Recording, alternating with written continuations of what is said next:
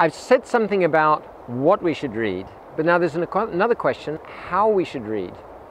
When we're reading Bhagavad Gita, Srimad Bhagavatam, Chaitanya Charitamrita, and the books of our acharyas, our teachers, they're not ordinary books. They're spiritual books. They're spiritual vibrations.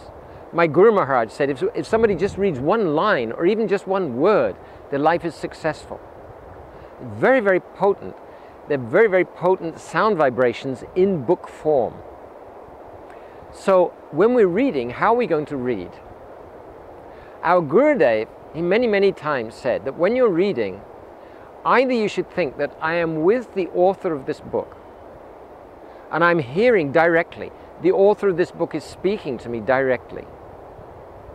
Or, for example, reading Srimad Bhagavatam, hearing how Parikshit Maharaj, the saintly king Parikshit Maharaj, having heard that he'd been cursed to die within 7 days, having relinquished his kingdom and everything, having sat on the bank of the Ganga and he fasted, and he heard from all the saints and sages who gathered around him, and then finally Shukadev Goswami, the great saint and great devotee Shukadev Goswami, arrived. And Parikshit Maharaj started to hear from Shukadev Goswami. He began to ask Shukadev Goswami, what is the duty of one who's about to die? And Shukadev Goswami began to explain about devotional service, and he began to relate the pastimes of Krishna. And finally he related the pastimes of Krishna when he personally came 5,000 years ago in his supreme form as the son of Mother Yashoda and Nanda Baba. So our Gurudev said that when you're reading, for example, Srimad Bhagavatam, think that I am with Shukadev Goswami, I'm with Parikshit Maharaj, and I'm hearing with them. I'm not in this world.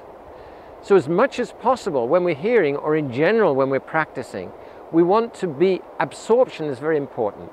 We want to be absorbed in spirituality, absorbed in transcendence. Absorbed in transcendence means associating with transcendental personalities as much as possible.